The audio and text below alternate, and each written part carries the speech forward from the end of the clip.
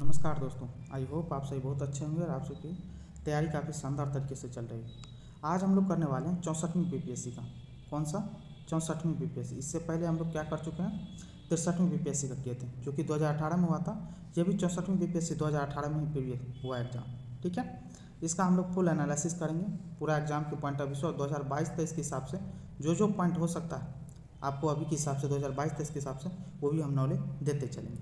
चलिए ठीक है, बिना बात की देरी किए हम लोग करते हैं 64वीं बीपीएससी जो कि 2018 में हुआ एग्जाम, उसका एनालिसिस करते हैं। चलिए, पहला क्वेश्चन है, बोलता है निम्न में से किसका पीएच मान 7 है। अब पीएच मान 7 किसका होता है? तो किसका होता है आपको ही पता, शुद्ध पानी का भी होता है पीएच मान 7, और उदासीन विलयन का भी मान होता है पीएच 7। तो क्या हो जाएगा, उपयुक्त में से एक से अधिक, ऑप्शन ई हो जाएगा। नेक्स्ट क्वेश्चन, निम्न तत्वों में से, क्या बोल रहा है, निम्न तत्वों में से किस में न्यूट्रॉन नहीं होता?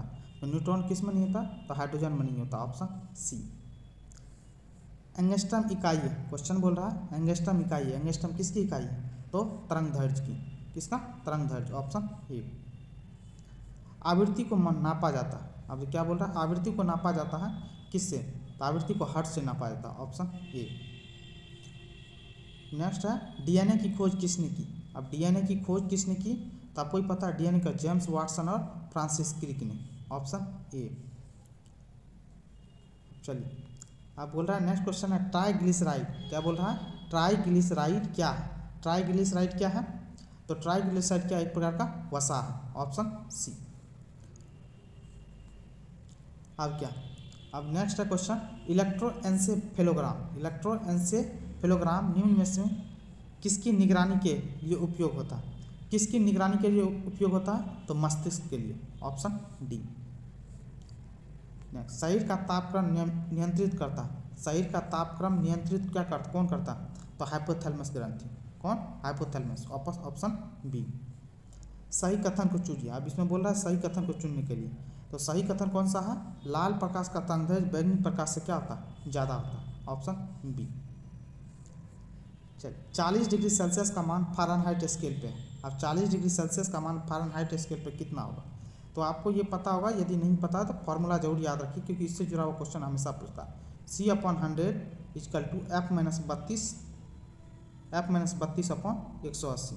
ठीक है, इस पर C का मान दिया हुआ है कितना? 40 डिग्री। 40/100 कर लीजिए अपॉन F-32/180। इसका सॉल्यूशन करने के बाद आपको ये दोनों कट जाएगा, 2 दूनी 4, 2 पंचे 10 कर दोगे तो क्या होगा, 360 =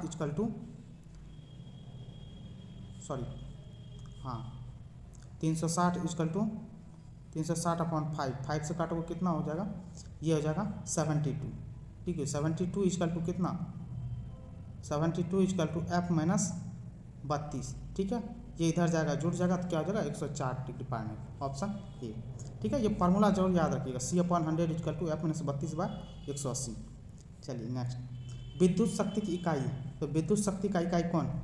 तो विद्युत शक्ति की इकाई कौन है? तो आपको ही पता है, वाट, ऑप्शन डी। चलिए नेक्स्ट, आप बोल रहा है क्वेश्चन, विद्युत मोटर में क्या होता है? आप देखिए, विद्युत मोटर करता क्या है, तो आप उसमें पता होना चाहिए। विद्युत मोटर क्या करता है? तो करता है विद्युत ऊर्जा को यांत्रिक ऊर्जा में बदल देता है। विद्युत ऊर्जा को यांत्रिक ऊर्जा में बदल देता है, ऑप्शन सी। ठीक है, चलिए, मानव शरीर में होता है, मानव शरीर में क्या होता है? तो मानव शरीर में क्या होता है, लगभग 70% पानी होता है, ऑप्शन ए। चलिए, विद्युत धारा निम्न में से किस उपकरण से नापी जाती है? तो विद्युत धारा किस उपकरण से नापी जाती है? तो आपको पता हो किससे, एमीटर से, ऑप्शन बी। ग्रीन हाउस गैसों में मुख्य घटक होता है। अब ग्रीन हाउस गैसों का मुख्य घटक कौन सा होता है? तो आपको ही पता है कौन सा, कार्बन डाइऑक्साइड भी होता है, मीथेन भी होता है, नाइट्रस ऑक्साइड भी होता है, ओजोन भी होता है। तो प्रयुक्त में से एक से अधिक, तो क्या हो जाएगा, ऑप्शन ई। अब आइंस्टीन को नोबेल पुरस्कार किस कार्य पर मिला था? अब आइंस्टाइन साहब को नोबेल पुरस्कार किस कार्य के लिए मिला था? तो आपको पता हो तो प्रकाश विद्युत प्रभाव के लिए। ठीक है, ऑप्शन डी। कब मिला था ये आपको पता होगा, कब, 1921 ईस्वी में। ठीक है, चलिए नेक्स्ट, कोशिका का शक्ति स्रोत होता है। तो कोशिका का शक्ति स्रोत क्या होता है? तो माइटोकॉन्ड्रिया, पावर हाउस बोलते हैं ना माइटोकॉन्ड्रिया, वही है। ठीक है, ऑप्शन बी। चलिए, एड्स निम्न कारणों में से किसके द्वारा होता है? अब एड्स किसके द्वारा होता है आपको पता हो तो किसके द्वारा, विषाणु के द्वारा, ऑप्शन सी। आर्द्रता किस उपकरण से नापी जाती है? अब बोल रहा है आर्द्रता किस उपकरण से नापी जाती है? तो किससे? हाइग्रोमीटर से। Option B. दाब की इकाई क्या है? अब क्वेश्चन पूछ रहा है दाब की इकाई क्या होती है? तो दाब की इकाई क्या है? न्यूटन प्रति वर्ग मीटर। ठीक है, न्यूटन पर मीटर स्क्वायर लिखते हैं ना, यही चीज़। Option A. अक्टूबर 2018 के प्रथम सप्ताह में 2018 के प्रथम सप्ताह में भारत की रक्षा मंत्री निर्मला सीतारमण किस देश की त्रिदिवसीय यात्रा पर गई थी? तो किस देश की गई थी? तो 2018 का करंट अफेयर्स का क्वेश्चन है, तो कहाँ गई थी? कजाकिस्तान गई थी। Option B. चलिए, अक्टूबर 2018 में निम्न में से किस देश की संसद ने आंग सान सू की मानव नागरिकता वापस ले ली? सबसे पहली बात तो आंग सान सू की आपको पता होना चाहिए ये कहाँ की है। आंग सान सू की ये म्यांमार की नेता है। ठीक है, अभी म्यांमार में पता होगा मिलिट्री शासन चालू है। ठीक है, सभी नेताओं को जेल के अंदर मिलिट्री शासन, बोले तो सेना संभाल रही है देश को। तो आंग सान सू को नोबेल पुरस्कार भी मिल चुका है।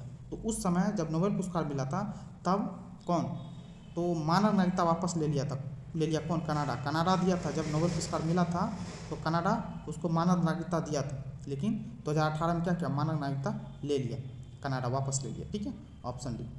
चलिए, निम्न में से कौन नाफ्टा में सम्मिलित नहीं है? अब नाफ्टा है क्या? ये नाफ्टा एस्टेब्लिश हुआ था 1992 ईस्वी में। कब? 1992 में एस्टेब्लिश हुआ था। अब बोल रहा है इस नाफ्टा बोला सम्मिलित नहीं है, तो कौन कौन मेंबर है? सबसे पहली बात तो ये जानना पड़ेगा। नाफ्टा का मेंबर है कनाडा, संयुक्त राष्ट्र अमेरिका और मैक्सिको। तो कौन नहीं है? तो ग्रेट ब्रिटेन। Option A.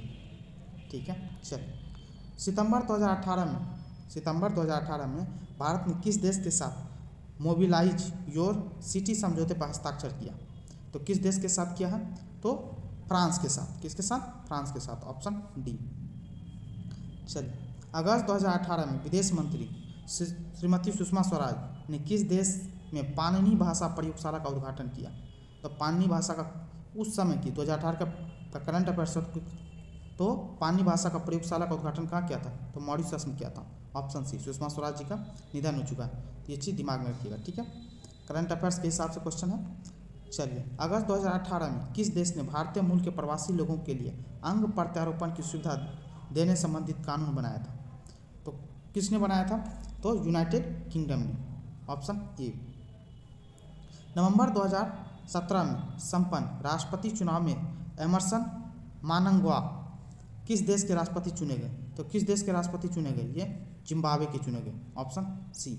ये चीज़ याद रखिएगा। ठीक है, अभी भी एमरसन मानंगवा ही जिम्बाब्वे के राष्ट्रपति। ठीक है, ये चीज़ दिमाग में रखिएगा। ठीक है, अब ये देखिए यहाँ पे ऑप्शन में कौन कौन है? युगांडा के राष्ट्रपति कौन है? तो योवेरी मुसेवेनी। याद रखिएगा, क्योंकि देखिए क्वेश्चन कहीं से भी पूछ सकता है, तो याद रखिएगा। एक सेकेंड, आपको जिम्बाब्वे का तो पता चल ही गया, युगांडा का कौन है? तो युगांडा का है योवेरी। याद रख लीजिए, क्योंकि एग्जाम में कहीं से पूछ सकता है। Yoweri Museveni. ठीक है, ये है युगांडा के राष्ट्रपति। केन्या का कौन है? William Ruto. नाम याद हो गया होगा, केन्या का विलियम रूटो। और घाना के कौन है? नाना अकुफो एडो। ठीक है, नाना अकुफो एडो घाना के हैं। चलिए नेक्स्ट, किस देश ने विगत 2 वर्षों से लागू आपातकाल को 20 जुलाई 2018 को समाप्त किया गया? तो कहाँ पे किया गया है? तो आपको पता हो कहाँ पे? तुर्की में। Option C. अब तुर्की का नाम क्या हो गया? तुर्की है, ये बात याद रखिए। तुर्की की राजधानी कहाँ पे? तुर्की की अंकारा है। ठीक है, इराक की राजधानी कहाँ पे? बगदाद। सीरिया की राजधानी कहाँ है? दमस्कस। ठीक है, यमन की राजधानी कहाँ पे है? साना। ठीक है, चलिए, जून 2018 में पोलियो के प्रकोप के कारण किस देश में आपातकाल लागू किया गया? तो किस देश में क्या था? पापुआ न्यू गिनी में। Option A. ठीक है, ये चीज़ याद रखिएगा। पापुआ न्यू गिनी का कैपिटल कहाँ पे? पोर्ट मोरसबी। देख लीजिए, पोर्ट मोरसबी। ठीक है, ये चीज़ याद रखिएगा, पापुआ न्यू गिनी का। फिजी का कहाँ पे है कैपिटल? सुबा। ठीक है, माली का कहाँ पे है? बामको। माली का आपको पता होगा, बामको। ठीक है, फिजी का पता ही है, सुबा है। फिलीपींस का मनीला, आपको ऑलरेडी पता होगा। चलिए, 29 सितंबर 2018 को बांग्लादेश को हराकर भारत ने कुल कितनी बार क्रिकेट का एशिया कप जीता? अब देखिए 2018 के एशिया कप की बात कर रहा है, तो भारत 2018 में एशिया कप जीता था, तो कितनी बार, कौन सी बार जीता था? तो 7वीं बार जीता था। ठीक है, ऑप्शन बी याद रखिएगा। ठीक है, आप देखिए अभी हाल फिलहाल में आपको पता होगा 2022 का भी एशिया कप हुआ, 2022 में भी एशिया कप हुआ, ठीक है। कहाँ पे? यूएई में हुआ था। जीता कौन था उसको? श्रीलंका ने जीता था, ठीक है। ये चीज़ दिमाग में रखिए। चलिए पाकिस्तान को हरा करके। अब देखिए नेक्स्ट है 18वें एशियाई खेल 2018 जकार्ता में भारत द्वारा जीते गए पदकों का सही क्रम निम्न में से कौन सा है? तो कौन सा जकार्ता में जो हुआ था एशियाई खेल, उसमें भारत ने 15 स्वर्ण, 24 रजत, 30 कांस्य जीता था, टोटल 69 पदक जीता था, ठीक है। तो ऑप्शन डी याद रखिएगा। अभी हाल फिलहाल में 2022 में भी हुआ है, ठीक है। कहाँ पे हुआ था? ये चाइना में हुआ था 2022 में एशियाई खेल, ठीक है। तो इन चीज़ों को भी थोड़ा दिमाग में रखिएगा, ठीक है। और ये कौन सा था? 19वां संस्करण था ये, चाइना में जब हुआ था, ठीक है। ये चीज़ इंडिया ने टोटल 24 मेडल जीते थे इन चीज़, 6 गोल्ड जीता था, 11 सिल्वर और 7 ब्रॉन्ज। गोल्ड 6, ठीक है, सिल्वर 11 और ब्रॉन्ज 7 जीता था, ठीक है। चलिए नेक्स्ट, अगस्त 2018 में एटीएफ के रूप में बायोफ्यूल का प्रयोग करने वाली प्रथम भारतीय विमानन कंपनी कौन सी? तो कौन सी है? तो स्पाइस जेट। कौन सी? SpiceJet, option D. जून 2018 में भारत एक महत्वाकांक्षी योजना कौन था? अटल भूजल योजना के लिए विश्व बैंक ने कितनी धनराशि मंजूर की? तो विश्व बैंक ने कितनी धनराशि मंजूर की थी? तो 6000 करोड़, ऑप्शन बी। चलिए नेक्स्ट, अब क्वेश्चन बोल रहा है आईआईटी खड़गपुर के अध्ययन दल के रिपोर्ट के अनुसार लगातार कितने वर्षों की ना के बराबर वर्षा का होना सिंधु घाटी सभ्यता के पतन का कारण रहा था? तो ये कितने वर्षों का बोला है? तो 900 वर्षों का, ऑप्शन डी। सिंधु घाटी सभ्यता आपको पता ही होगा, ठीक है, इंडस वैली सिविलाइजेशन जिसको आप बोलते हो, ठीक है। ये 3 देशों में फैला, भारत, पाकिस्तान और अफगानिस्तान, ठीक है। कांस्ययुगीन सभ्यता थी, इन चीज़ों को भी प्रॉपर दिमाग में रखिएगा। चलिए, फरवरी 2018 में जारी भारत में वनों की स्थिति रिपोर्ट के अनुसार भारत का कितना प्रतिशत भाग वन क्षेत्र के अंतर्गत आता? तो कितना? ये देखिए 2018 का, तो 2018 में वन क्षेत्र कितना था? 24.40, ऑप्शन डी। अभी 2022 गुजरा, अभी किस टारगेट के हिसाब से 2022-23 में यदि आपको वन क्षेत्र का प्रतिशत पूछता है भारत में 24.62%, याद रखिए 24.62%, ठीक है। मतलब वन की वृद्धि हुई है भारत में। चलिए नेक्स्ट, जनवरी 2018 में भारत के किस राज्य ने लोगों को वृक्षों के साथ मानवीय रिश्ता भाई बहन की बनाने की मंजूरी प्रदान की? तो किसने प्रदान की? तो कहाँ पे? तो सिक्किम में, ठीक है, याद रखिएगा सिक्किम, ऑप्शन बी। स्वच्छ सर्वेक्षण ग्रामीण क्या बोल रहा है? स्वच्छ सर्वेक्षण ग्रामीण 2018 में किस जिले को प्रथम स्थान प्राप्त हुआ? तो किसको प्रथम स्थान प्राप्त हुआ? सतारा, महाराष्ट्र को, ऑप्शन सी। ये करंट अफेयर्स का क्वेश्चन है, करंट अफेयर्स हम भी बहुत जल्द कराने वाले हैं आप लोग को, 1-2 दिन में वीडियो अपलोड हो जाएगी, ठीक है। चलिए, सितंबर 2018 में प्रारंभ की गई भारत की किस योजना को विश्व की सबसे बड़ी बीमा योजना माना गया? तो कौन सी बीमा योजना को? प्रधानमंत्री जन आरोग्य योजना को, ऑप्शन ए, ठीक है। ये कब लॉन्च किया गया था? तो आपको पता हो 24 सितंबर 2018 में। कब? 24 सितंबर 2018 को, ठीक है। ये चीज़ याद रखिएगा। प्रधानमंत्री जनधन योजना काफ़ी चर्चा में रहता है, ठीक है, ये भी याद रखिएगा। घोषणा किया गया था 2014 में, ठीक है, जनधन योजना को, ठीक है, 15 अगस्त 2014 को, और शुभारंभ किया गया था 28 अगस्त 2014 को। तो जनधन योजना के बारे में भी पता रहना चाहिए।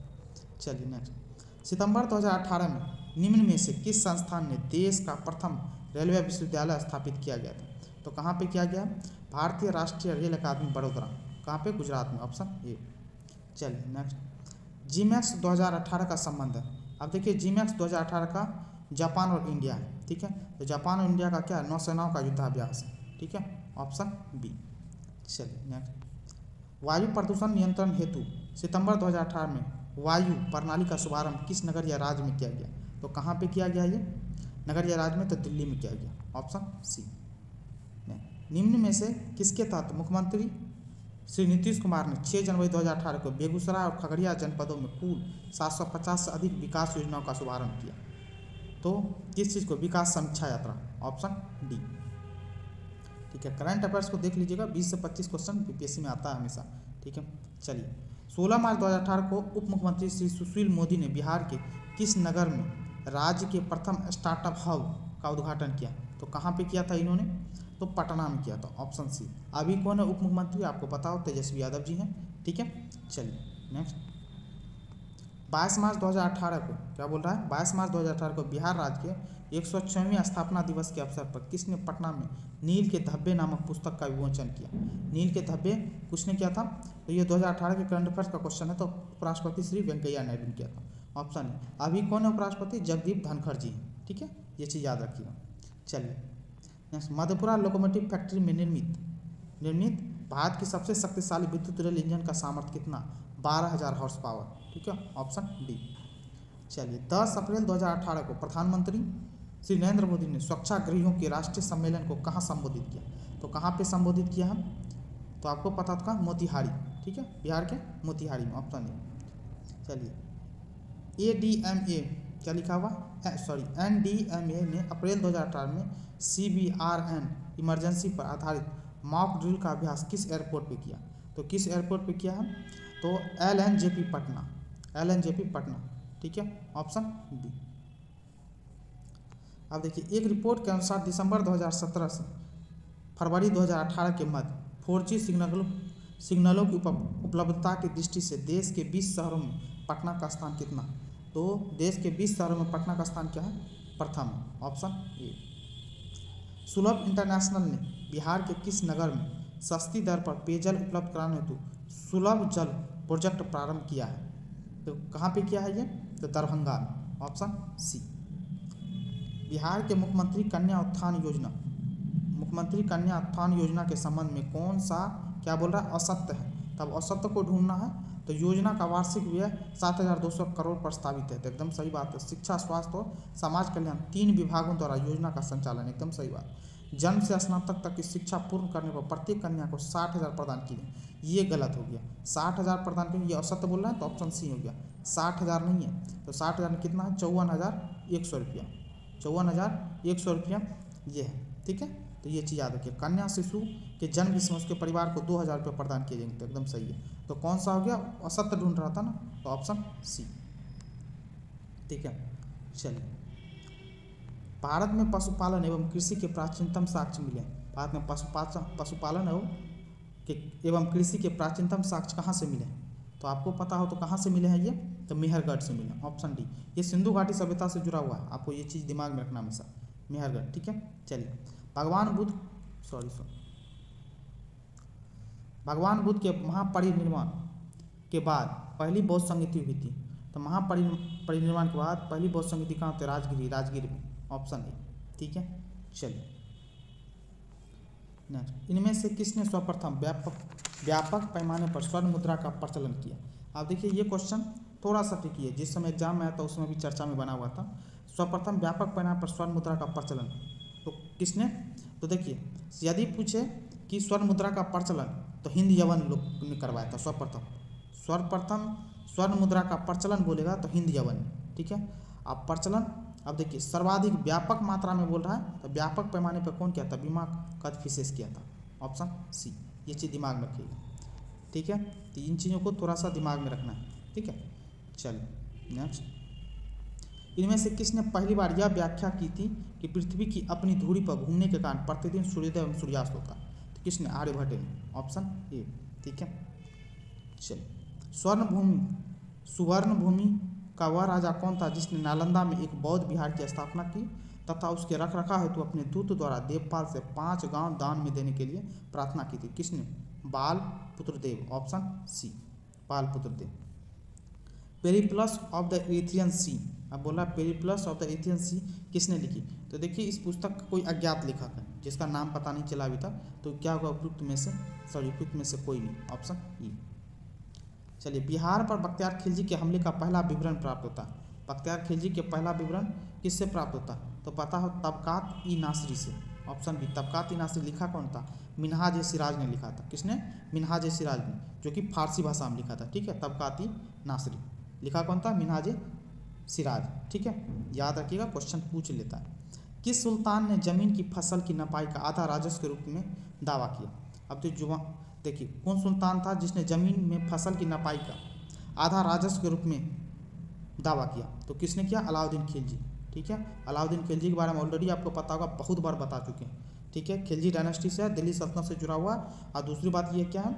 ये अलाई दरवाज़ा, याद रखिएगा, अलाई दरवाज़ा अलाउद्दीन खिलजी के टाइम। इल्तुतमिश इसको गुलाम वंश का क्या वास्तविक संस्थापक बोला जाता है? बलबन।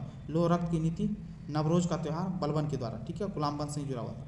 मुहम्मद बिन तुगलक डायनेस्टी से जुड़ा हुआ था, ठीक है। ये सब के सब दिल्ली सल्तनत से जुड़े हुए हैं, ठीक है। शेख बहाउद्दीन जकारिया, क्या बोला, शेख बहाउद्दीन जकारिया किस संप्रदाय के थे? तो किस संप्रदाय के थे? सोहारवर्दी संप्रदाय के थे, ठीक है, ऑप्शन है। और याद रखिएगा शेख बहाउद्दीन जकारिया सोहारवर्दी संप्रदाय भारत में लाने वाले, संगठित करने वाले प्रथम इंसान थे, ठीक है। भारत में चलाने वाले या इस संगठन को, संप्रदाय को चलाने वाले बहाउद्दीन जकारिया थे, ठीक है, ये चीज़ याद रखिएगा। चलिए, इन शासकों में से किसने अपनी सैन्य टुकड़ियों को 200, 250 और 500 की इकाई में विभाजित किया था? किसने किया था? तो इस्लाम शाह ने, ऑप्शन डी, ठीक है। बाकी सिकंदर शाह के बारे में ऑलरेडी पता होगा, ये सिकंदर शाह, ठीक है। शेर शाह, बहलोल लोधी, इन सब के बारे में थोड़ा पता रहना चाहिए आपको, ठीक है। लोधी डायनेस्टी का, शेर शाह सूरी डायनेस्टी से था, ठीक है। चलिए, यह कथन किसका है कि अकबर के शासन में इलाहाबाद में 40 स्तंभ युक्त मंजिल के निर्माण में 5,000 से 20,000 लोगों ने 40 साल तक काम किया? ये बोला किसने था? तो ये बोला था कौन? विलियम फिंच ने बोला था, ऑप्शन सी।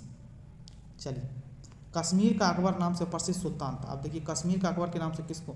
सुल्तान जैनुल आबदीन को बोलते हैं, ऑप्शन डी, ठीक है, ये चीज़ याद रखिए। चलिए, फरेजी आंदोलन की शुरुआत किसने की था? देखिए, फरेजी आंदोलन की शुरुआत किसने किया था?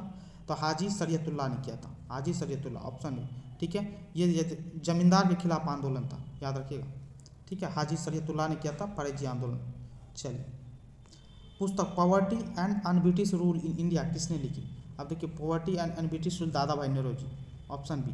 दादा भाई नौरोजी के बारे में ऑलरेडी पता होगा, the grand old man of India के नाम से भी जानते हैं इनको, ठीक है। और बिपिन चंद्र पाल, लाला लाजपत राय, लाला लाजपत राय वही हैं, ठीक है, लाला लाजपत गरम दल के नेता, ठीक है। चलिए, नेक्स्ट, बंगाल और बिहार में भूमि पर किराएदारों के अधिकार को बंगाल किराएदारी अधिनियम द्वारा कब स्वीकार किया गया? तो कब स्वीकार किया गया? 1885 ईस्वी में, ठीक है। डफरिन का टाइम पीरियड था, याद रखिएगा। 1885 ईस्वी में आईएनसी की स्थापना भी हुई थी, ठीक है। चलिए, बिहार कब एक स्वतंत्र प्रदेश बना? अब बोल रहा है बिहार स्वतंत्र प्रदेश कब बना? भारत में, सॉरी बोल रहा है, भारत में एक स्वतंत्र प्रदेश कब बना? तो भारत में स्वतंत्र प्रदेश कब बना था? तो इनको लेकर के कब बना था? तो 1912 ईस्वी में, ऑप्शन डी, ठीक है। चलिए, चंपारण में, अब क्या बोला, चंपारण में गांधी जी को आमंत्रण किसने दिया था? चंपारण में गांधी जी को आमंत्रण किसने दिया था? तो राजकुमार शुक्ल ने दिया था, जिसके वजह से चंपारण सत्याग्रह हुआ था, नील विद्रोह 1917 ईस्वी में, ठीक है। चलिए, 1929 ईस्वी में कांग्रेस अधिवेशन में पूर्ण स्वराज का पताका किसने उठाया था? तो किसने? पंडित जवाहरलाल नेहरू, ऑप्शन बी, ठीक है, पंडित जवाहरलाल नेहरू। ये 1929 में आईएनसी की अध्यक्षता कहाँ हुई थी? तो लाहौर में, ठीक है। आईएनसी को लेकर के तो याद रखिएगा, आपको 1-2 क्वेश्चन तो हमेशा एग्जाम में मिलेंगे ही मिलेंगे, ठीक है। चलिए, बिहार सोशलिस्ट पार्टी कब गठित हुई थी? तो अब देखिए, बिहार सोशलिस्ट पार्टी गठित कब हुई थी? तो ये चीज़ पता हो तो बिहार सोशलिस्ट पार्टी गठित हुई थी कब? 1934 ईस्वी में, ऑप्शन डी। अब इसको किए कौन कौन थे? तो याद रखिएगा, गंगा शरण सिन्हा, नाम याद रखिए, राम वृक्ष बेनीपुरी और रामानंद मिश्रा, ठीक है, इन तीनों का योगदान था, ठीक है। चलिए, इनमें से किसने बिहार में पहले कांग्रेस मंत्रिसभा का नेतृत्व किया? किसने बिहार में पहले कांग्रेस मंत्रिसभा का नेतृत्व किया? तो किसने किया था इसमें से? तो इसमें से क्या था? श्री कृष्ण सिन्हा किए थे। किसने किया था? श्री कृष्ण सिन्हा, ऑप्शन डी, ठीक है। चलिए, नेक्स्ट, निम्न में से कौन सा एक स्थलरुद्ध देश है? मतलब चारों ओर से किसी कंट्री के साथ बॉर्डर, मतलब समुद्र के साथ बॉर्डर शेयर नहीं करता, चारों तरफ से कोई न कोई देश इसको घेर रखा है। तो स्थलरुद्ध देश कौन सा है इसमें? तो स्थलरुद्ध देश कौन सा? हंगरी। सब ये चारों के चारों यूरोपियन कंट्री हैं, ठीक है, याद रखिए। हंगरी की राजधानी बुडापेस्ट, यूक्रेन की राजधानी कीव, यही यूक्रेन है जिस पर अभी रशिया यूक्रेन का युद्ध काफ़ी चर्चा में चल रहा है, ठीक है, तो ये चीज़ याद रखिए। बेल्जियम की राजधानी ब्रुसेल्स, ठीक है। रोमानिया की राजधानी कहाँ पे? बुखारेस्ट, ठीक है। चलिए, नेक्स्ट, निम्न में से कौन सा द्वीप क्षेत्रफल में सबसे बड़ा है? अब बोल रहा कौन सा द्वीप क्षेत्रफल में सबसे बड़ा? क्षेत्रफल में सबसे बड़ा कौन सा? इस ऑप्शन के हिसाब से कौन है? बोर्नियो, ठीक है। वैसे यदि क्षेत्रफल के हिसाब से बोला जाए तो सबसे बड़ा कौन सा आपको पता होगा, कौन सा है? ग्रीनलैंड, ठीक है, ग्रीनलैंड सबसे बड़ा है, ठीक है। ग्रीनलैंड के बाद दूसरा कौन सा है? न्यू गिनी, कौन सा है? New Guinea. न्यू गिनी के बाद तीसरा है कौन सा? बोर्नियो, ठीक है। वर्ल्ड स्तर पर देखा जाए तो बोर्नियो, लेकिन ऑप्शन के हिसाब से बोर्नियो दिया हुआ है, ठीक है। वैसे बोर्नियो तीसरा सबसे बड़ा वर्ल्ड स्तर पे है, ठीक है। चलिए, नेक्स्ट, चलिए, निम्न में से किस क्षेत्र में भूमध्यसागरीय जलवायु प्रचलित नहीं है? किस क्षेत्र में भूमध्यसागरीय जलवायु प्रचलित नहीं है? तो कहाँ पे नहीं है? तो पंपाज नहीं है, घास के मैदान में, ठीक है। चलिए, वह देश जो विश्व में रेशम का सबसे बड़ा उत्पादक है, रेशम का सबसे बड़ा उत्पादक है कौन? चाइना, ठीक है, ये याद रखिएगा। भारत दूसरा है सबसे बड़ा उत्पादक। चलिए, संयुक्त राष्ट्र अमेरिका को छोड़ करके विश्व के निम्न देशों में से कौन सा देश कच्चे तेल का सर्वाधिक उत्पादन करता है? तो कौन? सऊदी अरब। Option C. कौन करता है? सऊदी अरब करता है। चलिए नेक्स्ट। अब नेक्स्ट क्वेश्चन है, निम्न में से कौन सा मेघालय पठार का अंश नहीं है? अब देखिए, मेघालय पठार का अंश कौन सा नहीं है इसमें से? तो आपको पता है गारो, मेघालय में कौन कौन सा? गारो है, खासी है, जयंतिया, ये तीनों को, लेकिन भुवन पहाड़ियाँ मेघालय पठार का पार्ट नहीं। Option A. भुवन पहाड़ियाँ है कहाँ पे? ये याद रखिएगा, असम में। कहाँ पे? असम में। चलिए नेक्स्ट। वह दर्रा जो सर्वाधिक ऊंचाई में अवस्थित है। अब देखिए ऑप्शन में सर्वाधिक ऊंचाई में अवस्थित कौन सा दर्रा है? तो आपको पता है कौन सा? नाथुला दर्रा। Option C. नाथुला दर्रा की हाइट कितनी है? 4310 मीटर। ठीक है, याद रखिएगा। जोजिला, और ये सॉरी बात, सबसे पहली बात तो नाथुला है कहाँ पे? ये बात है सिक्किम में। कहाँ पे है? सिक्किम में है नाथुला दर्रा, और 4310 मीटर ऊंचाई पे। जोजिला दर्रा, जोजिला कहाँ पे? लद्दाख में, और 3528 मीटर ये ऊंचा है। ठीक है। रोहतांग दर्रा, रोहतांग दर्रा है कहाँ पे? हिमाचल प्रदेश में। याद रखिए कहाँ पे?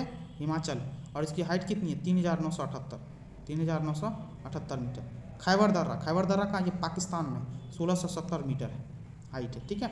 चलिए, करेवास मृत्तिका जो जाफरान, जाफरान बोले तो केसर का एक स्थानीय प्रकार के उत्पादन के लिए उपयोगी पाई जाती है कहाँ पे? आपको पता है ये कहाँ पे पाई जाती है? तो कश्मीर हिमालय में। कहाँ पे? कश्मीर हिमालय। ऑप्शन है। चलिए नेक्स्ट। 2011 की जनगणना के अनुसार भारत की कुल जनसंख्या में नगरीय जनसंख्या प्रतिशत कितना था? तब आपको पता है नगरीय जनसंख्या प्रतिशत था उसमें 31%। Option B. ठीक है, 2000। लेकिन अभी 2022 गुजरा, 2022 तक इसमें कितना है? यदि क्वेश्चन आ जाए तो कितना? 35 पॉइंट कितना 39%, 35.39%। ठीक है, अभी 2022-23 के हिसाब से इतना नगरीय जनसंख्या। चलिए नेक्स्ट। भारत सरकार की नीति आयोग जो आर्थिक नीति निर्धारण का चिंतन समूह थिंक टैंक है, नीति का पूरा रूप क्या है? नीति का फुल फॉर्म पूछ दिया आपसे। क्या पूछ दिया? National institute for transforming India. Option B. ठीक है, नीति आयोग आया किसके जगह पे था? योजना आयोग की जगह। ये कब आया नीति आयोग? आपको पता है 2015 में। ठीक है, ये चीज़ दिमाग में रखिएगा। ठीक है, योजना आयोग की जगह नीति आयोग को लाया गया। चलिए नेक्स्ट। आज़ादी के बाद भाषा के आधार पर भारत के राज्यों का पुनर्गठन किस वर्ष हुआ? तो कब हुआ? 1956 ईस्वी में। ऑप्शन सी। भारत के निम्न राज्यों में से किसे चीनी का कटोरा बोलता है? चीनी का कटोरा बोले तो चीनी सबसे ज़्यादा उत्पादन कौन करता है? उत्तर प्रदेश। Option A. ठीक है, महाराष्ट्र पता है प्याज के लिए जाना जाता है। ठीक है। चलिए नेक्स्ट। निम्न खनिजों में से किस खनिज के उत्पादन में भारत विश्व में अग्रणी है? तो किस खनिज के उत्पादन भारत विश्व में अग्रणी था? अब्रक में, चादरी अब्रक। Option A. एक भारतीय राज्य के रूप में बिहार बना था। आप देखिए, एक भारतीय राज्य के रूप में बिहार बना था, कब बना था? तो भारतीय राज्य के रूप में बना था 1912 ईस्वी। ठीक है, तो उससे पहले क्या था? बंगाल के नाम से हम लोग जाने जाते थे। ठीक है, बिहार बंगाल के नाम से 1912 ईस्वी में बिहार का नाम आने लगा सब में। ठीक है, 1936 ईस्वी में पता है बिहार से उड़ीसा अलग हुआ था। ठीक है, ये चीज़ याद रखिए। 2000 में बिहार से झारखंड अलग हुआ था, लेकिन बिहार शब्द आया कहाँ? भारतीय राज्य में 1912 ईस्वी से। Option B. चलिए, बिहार के निम्न हिस्सों में से कौन सा हिस्सा भूतात्विक दृष्टि से अपेक्षाकृत पुराना? तो कौन सा हिस्सा सबसे ज़्यादा पुराना? तो खड़गपुर की पहाड़ियाँ। ठीक है, ऑप्शन सी। चलिए नेक्स्ट। जुलाई 2018 तक पटना जिला बिहार के कितने जिलों से सीमाबद्ध था? अब कितने जिलों से सीमाबद्ध था? तो 9 जिलों से। Option C. अब कौन कौन सा जिला है आपको पता हो तो थोड़ा सा ये चीज़ पता कर सकते हैं। आरा, अरवल, ठीक है, जहानाबाद, नालंदा, लखीसराय, बेगूसराय, वैशाली और सारण। याद नाम रखिएगा। आरा, अरवल, जहानाबाद, नालंदा, ठीक है, लखीसराय, बेगूसराय, वैशाली और सारण। ठीक है। चलिए ने बिहार का अधिकांश क्षेत्र आच्छादित है। बिहार का अधिकांश क्षेत्र किस प्रकार की मिट्टी से आच्छादित? कछाड़ी मिट्टी से। Option B. चलिए, भारत के राज्यों में न्यूनतम साक्षरता दर 2011 की जनगणना की दृष्टि से बिहार का स्थान कौन सा? तो बिहार का स्थान कौन सा न्यूनतम में? तो प्रथम है। बिहार में सबसे कम साक्षरता दर तो प्रथम है। Option A. भारत के राज्यों में जूट उत्पादन की दृष्टि से बिहार का स्थान क्या? अब जूट उत्पादन में बिहार का स्थान क्या है? द्वितीय है। Option B. प्रथम कौन है? बंगाल है। ठीक है। चलिए, बिहार में किस प्रकार के उद्योगों की प्रत्याशा या संभावना है? तो बिहार में किस प्रकार के उद्योग की ज़्यादा संभावना है? तो कृषि आधारित उद्योग। Option D. ठीक है। चलिए, सर्वोच्च न्यायालय का न्यायाधीश अपने पद से त्यागपत्र किसको लिख कर दे सकता है? सर्वोच्च न्यायालय का न्यायाधीश अपने पद को त्यागपत्र किसको लिख कर दे देता है? तो राष्ट्रपति को। Option A. चलिए, पिछड़ी जाति आयोग के प्रथम सभापति कौन थे? अब देखिए, पिछड़ी जाति आयोग के प्रथम सभापति कौन थे? तो आपको पता काका साहेब कालेलकर। ठीक है, ऑप्शन बी। नेक्स्ट, राज्य लोकसेवा आयोग के अध्यक्ष, राज्य लोकसेवा आयोग के अध्यक्ष किसके द्वारा नियुक्त किया जाता है? तो किसके द्वारा नियुक्त किया जाता है? तो राज्य के राज्यपाल द्वारा, ठीक है, राज्य के राज्यपाल द्वारा, ऑप्शन सी। चलिए, लोकसभा का सदस्य चुने जाने के लिए एक व्यक्ति को किस आयु से कम नहीं होना चाहिए? कम से कम कितना? 25 वर्ष का होना चाहिए लोकसभा का सदस्य चुनना है तो, ऑप्शन सी। किसी राज्य का राज्यपाल नियुक्त किया जाता है, किसी राज्य का राज्यपाल नियुक्त किया जाता है किसके द्वारा? तो किसी राज्य का राज्यपाल नियुक्त किया जाता है किसके? राष्ट्रपति के द्वारा, ऑप्शन सी। भारतीय संविधान के किस अनुच्छेद के अंतर्गत लोकसभा में अनुसूचित जातियों के आरक्षण का प्रावधान किया गया? तो कौन सा आर्टिकल है? अनुच्छेद 330, ऑप्शन ए। राष्ट्रपति क्या होता है? राष्ट्रपति संसद का हिस्सा होता है, ये बात याद रखिएगा, राष्ट्रपति संसद का हिस्सा होता है, तो option B. Next question, next बोल रहा है निम्न में से कौन सा अनुच्छेद पंचायत के गठन के लिए राज्य सरकारों को निर्देश देता है? तो राज्य सरकार को कौन निर्देश देता है? कौन सा अनुच्छेद? तो अनुच्छेद देता कौन सा? अनुच्छेद 40, ऑप्शन बी। नेक्स्ट, किस वर्ष झारखंड राज्य अस्तित्व में आया? आपको ये पता है झारखंड राज्य अस्तित्व में कब आया था? तो ऑप्शन सी, 2000 में आया था, ठीक है, 15 नवंबर 2000 को झारखंड राज्य अस्तित्व में आया था, ठीक है। चलिए नेक्स्ट, निम्न में से किस वर्ष सरकारिया आयोग, जिससे केंद्र राज्य संबंधों में परिवर्तन की संस्कृति का अधिकार दिया गया था, ने अपना प्रतिवेदन जमा किया था? तो कब किया था? अब देखिए, ये सरकारिया आयोग गठन किया गया था कब? 1983 ईस्वी में, और इसने अपना क्या बोलते रिपोर्ट जमा किया था कब? 1987 ईस्वी में, ठीक है। संस्कृति का अधिकार, वो अपना प्रतिवेदन जमा कब किया था? अब इस हिसाब से देखिए तो दोनों हो सकते हैं, ठीक है। तो उपयुक्त में से एक से अधिक, गठन हुआ था 1983 ईस्वी में, ठीक है, और 1987 ईस्वी में क्या होता है? ये रिपोर्ट दिया था, ठीक है। तो ये चीज़ दिमाग में रखिए, ठीक है, ऑप्शन। चलिए, निम्न में से किस अनुच्छेद के अंतर्गत वित्त आयोग के गठन का प्रावधान किया गया? वित्त आयोग का गठन का प्रावधान किस? अनुच्छेद 280, ऑप्शन ए। भारत का महान्यायवादी किसके द्वारा नियुक्त किया जाता? भारत का महान्यायवादी किसके द्वारा नियुक्त किया जाता? तो महान्यायवादी नियुक्त किया जाता भारत के राष्ट्रपति के द्वारा, ऑप्शन बी। 12वीं पंचवर्षीय योजना के दौरान कृषि व सहायक क्षेत्र के लिए निम्न में से किस एक औसत वार्षिक दर का लक्ष्य रखा गया? तो कितना का रखा गया? 4% का, ऑप्शन सी, ठीक है। चलिए, सरकार की नीति मेक इन इंडिया, सरकार की नीति कौन? मेक इन इंडिया का उद्देश्य क्या था? तो मेक इन इंडिया का सबसे पहली बात तो मेक इन इंडिया आया था कब ये स्टार्ट हुआ था? 2014 में, याद रखिएगा, ठीक है। ये बार बार बताते रहते हैं आपको, ठीक है। इसका उद्देश्य क्या था? इसमें से कोई भी नहीं है, ये सब चीज़ तो था ही, सबसे पहली बात तो उपयुक्त में से कोई नहीं, ऑप्शन ई। चलिए, निम्न में से कौन सा एक औद्योगिक विकास के प्रोत्साहकी नहीं है? औद्योगिक विकास के लिए प्रोत्साहकी नहीं है, कौन सा नहीं है औद्योगिक विकास के लिए प्रोत्साहकी? तो कौन सा नहीं है? तो उपयुक्त में से कोई नहीं, उपयुक्त में से औद्योगिक विकास के लिए प्रोत्साहकी नहीं है बोल रहा है। तो सभी के सभी हैं प्रोत्साहकी, इसीलिए एक सभी के सभी हैं, लेकिन बोल रहा है नहीं है, तो इसमें से कोई ऐसा नहीं, ठीक है। औद्योगिक विकास के लिए आपको पता है मेक इन इंडिया भी बहुत जरूरत है, ईज ऑफ डूइंग बिजनेस में भी बेहतर करना पड़ता है, स्टार्टअप इंडिया में भी आप बेहतर से बेहतर बिजनेस से स्टार्ट करो। और डिजिटल इंडिया का काफ़ी योगदान होता है उसमें, तो औद्योगिक विकास इन सब का जरूरी है। इसमें बोल रहा है किसका नहीं है? तो उपयुक्त में से कोई नहीं, ऑप्शन ई। चलिए, पूरा ग्रामीण क्षेत्रों के नगरीय सुविधा प्रदान करना प्रारूप किसके द्वारा प्रस्तावित किया गया था? तो किसके द्वारा? तो APJ Abdul Kalam, missile man, option A. जनगणना 2011 के अनुसार भारत में महिला साक्षरता दर थी, 2011 में महिला साक्षरता दर कितनी थी? तो 65.5%, ऑप्शन सी, ठीक है। अब देखिए 2022-23 गुजर रखा है, तो आपको ही पता है भारत में शिक्षा दर कितना है? तो शिक्षा दर पता है भारत में, टोटल भारत में शिक्षा 77.7% है, ठीक है। ये चीज़ याद रखिएगा, भारत का शिक्षा दर। उसमें से मेल का कितना? मेल 84.7%, ठीक है। और फीमेल का कितना है? तो फीमेल का पता 70.3%, ठीक है। ये चीज़ याद रखिएगा, ठीक है, अभी के टाइम में। चलिए नेक्स्ट, इनमें से किसने गरीबी निवारण के प्रभावपूर्ण अस्त्र के रूप में स्वयं सेवा समूह के विचार को दिया था? कौन? मोहम्मद यूनुस, ठीक है, ऑप्शन बी। इसी के लिए उसको नोबेल भी मिला था, ठीक है। चलिए, वर्तमान में भारतीय रिजर्व बैंक का गवर्नर कौन है? अब देखिए 2018 का PVSA का क्वेश्चन है, तो इस हिसाब से समझ सकते हैं उस समय कौन थे। तो उस समय इनमें से, तो उस समय का तो अभी नहीं, अभी के हिसाब से देख लीजिए रिजर्व बैंक का गवर्नर कौन है अभी? तो 2023 में कौन है? शक्तिकांत दास। कौन है? शक्तिकांत दास, ठीक है। चलिए, निम्न में से कौन सा है कृषि के उत्पादक बढ़ाने का रास्ता?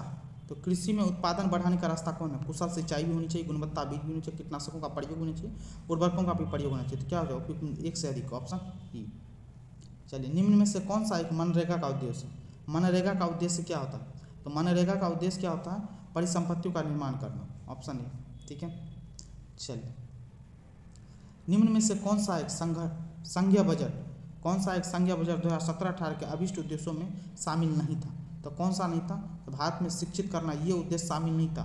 अभिष्ट उद्देश्य जो दिया गया था, ऑप्शन सी नहीं दिया था, बाकी ये सब दिया था। रूपांतरित करना, भारत में स्वच्छ करना, भारत को ऊर्जावान बनाना, ये सब उद्देश्य शामिल था, लेकिन शिक्षित करना ये उद्देश्य शामिल नहीं था, ऑप्शन सी।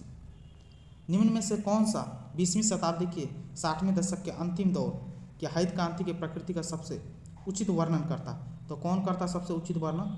तो बीज, उर्वरक, जल तकनीकी, अभी के टाइम के हिसाब से। ठीक है, बीज, उर्वरक और जल तकनीकी के थ्रू ये उचित वर्णन करता है। ठीक है, चलिए, इनमें से कौन नीति आयोग का CEO है? अब देखिए, उस समय का CEO जो भी हो, लेकिन अभी के हिसाब से 2022-23 में कौन है CEO? परमेश्वरन अय्यर, याद रखिएगा, परमेश्वरन अय्यर। ठीक है, ये क्या है? नीति आयोग के CEO है अभी 2022-23 में। ठीक है, चलिए, उस समय थे अभी कामदास। ठीक है, चलिए नेक्स्ट देखते हैं। भारतीय जनगणना 2011 के अनुसार निम्न राज्यों में से किस राज्य में जनसंख्या का घनत्व सर्वाधिक है?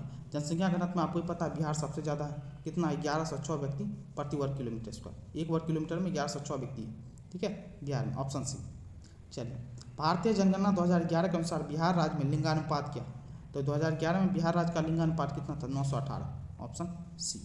ठीक है, चलिए, बिहार आर्थिक सर्वेक्षण पहली बार किस वित्तीय वर्ष के लिए प्रकाशित किया गया था? तो पहली बार किस वित्तीय वर्ष में प्रकाशित किया गया था? 2006-07 में, और लगातार तब से हो रहा है। ठीक है, ऑप्शन बी, याद रखिए।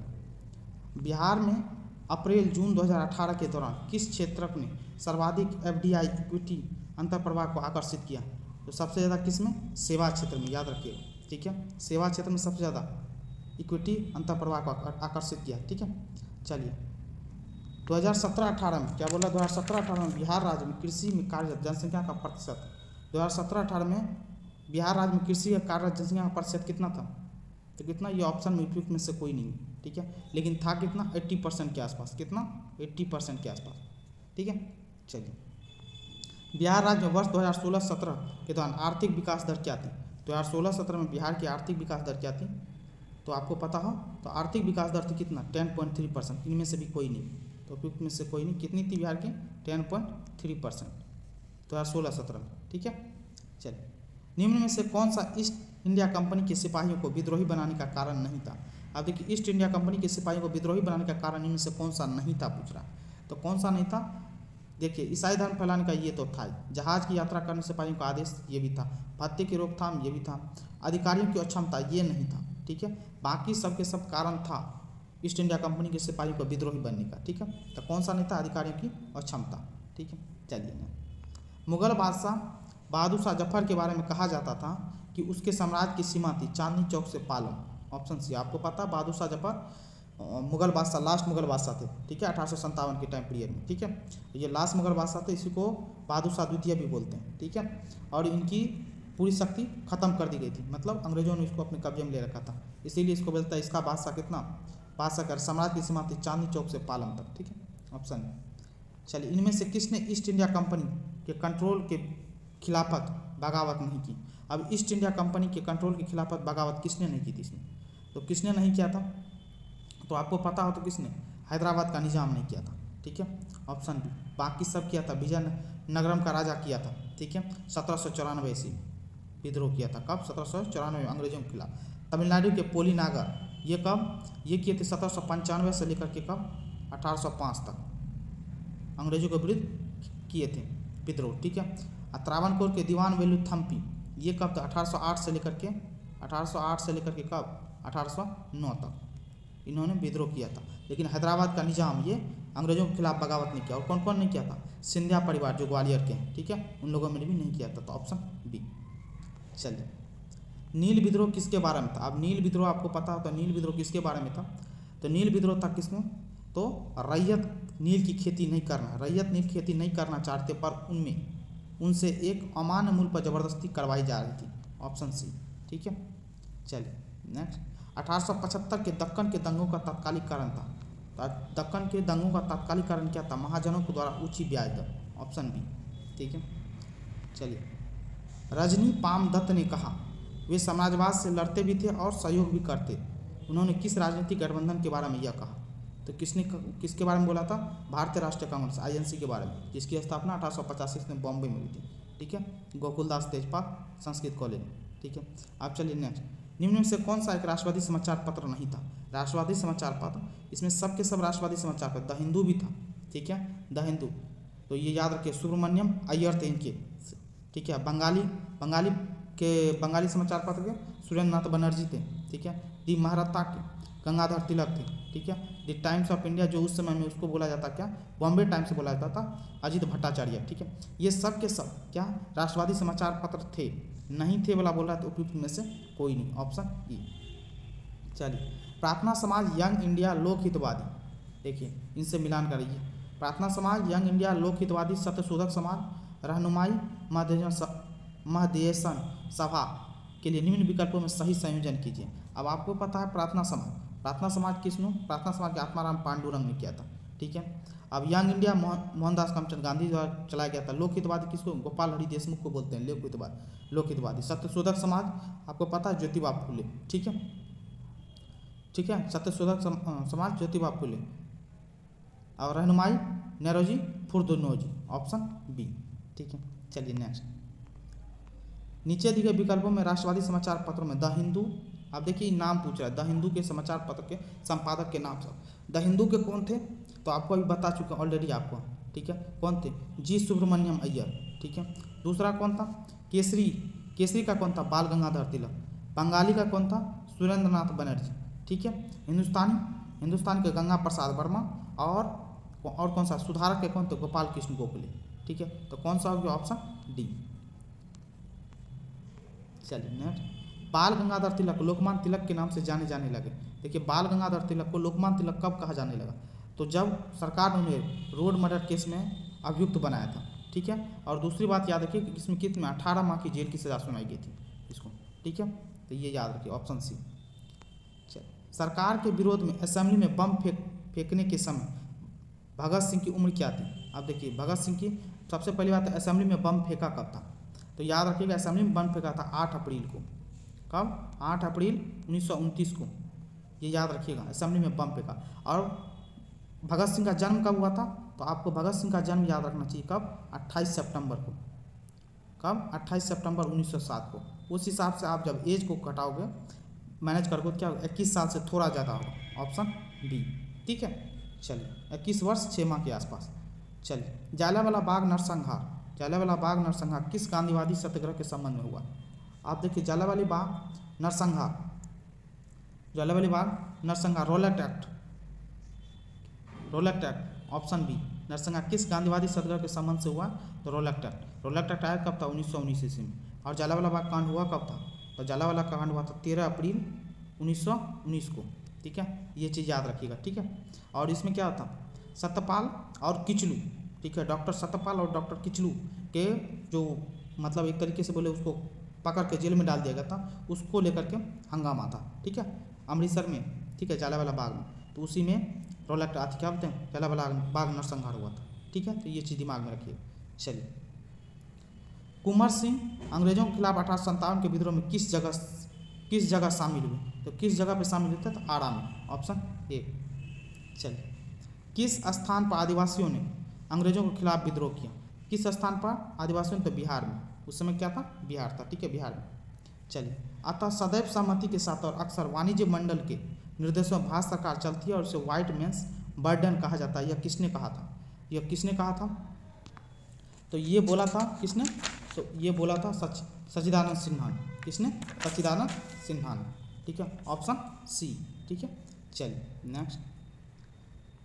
निम्न में से महात्मा गांधी का भारत में पहला सत्याग्रह कौन सा था? अब महात्मा गांधी का पहला सत्याग्रह कौन था? बहुत बार आपको पता चल गया, चंपारण सत्याग्रह, ऑप्शन सी। कब? 1917 ईस्वी में। ठीक है, नील विद्रोह को लेकर के था। ठीक है, चलिए नेक्स्ट। गांधी जी के असहयोग आंदोलन में लोगों को शराब से परहेज करने का आग्रह किया गया, फलस्वरूप सरकार के राजस्व में भारी कमी आई। एक प्रदेश की सरकार ने लोगों को फिर से शराब पीने को प्रेरित करने के लिए प्रमुख व्यक्तियों की एक सूची प्रकाशित की जो शराब पीते थे। उस प्रदेश का नाम बताइए। तो कौन सा प्रदेश था वो? तो बिहार, ऑप्शन बी। चलिए, नमक सत्याग्रह के दौरान बिहार में लोगों ने नमक बनाने के साथ साथ किस कर के विद्रोह में सरकार का विरोध किया? तो किस कर के विद्रोह में किया था सरकार का विरोध? चौकीदारी कर के बाद, ऑप्शन ए। ठीक है, याद रखिएगा नमक सत्याग्रह वही है जो दांडी मार्च आप लोग बोलते हो। ठीक है, दांडी मार्च का 1930 ईस्वी में, तो ये चीज़ दिमाग में रखिएगा। ठीक है, चलिए नहीं, फरवरी 1938 में बिहार में चुनी हुई सरकार किस कारणवश इस्तीफा दे दिया? तो किस कारणवश दिया था? तो राजनीतिक बंदियों को छुड़ाने के लिए, ऑप्शन डी। चलिए ना, बिहार किसान सभा से कौन जुड़ा था? तो बिहार किसान सभा से कौन जुड़ा हुआ था?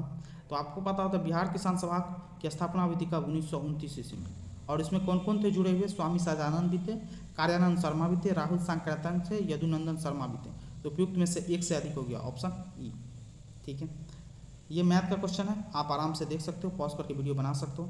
ठीक है, तो बाकी आप आराम से देख सकते हो मैथ का क्वेश्चन। ठीक है, आपको हम पूरा हम दिखा देते हैं, बाकी आप आराम से वीडियो पॉज करके आराम से मैथ का क्वेश्चन बना सकते हो। ये था पूरा का पूरा, ठीक है, प्रीवियस ईयर का क्वेश्चन। ठीक है, आई होप मेरा आपको बताने का तरीका, यदि आपको मेरा नॉलेज अच्छा लगा हो बताने का तरीका, या आपको पसंद आया तो प्लीज़ करके चैनल को लाइक करें, कमेंट करें, शेयर करें और चैनल को सब्सक्राइब जरूर करें। Thank you so much.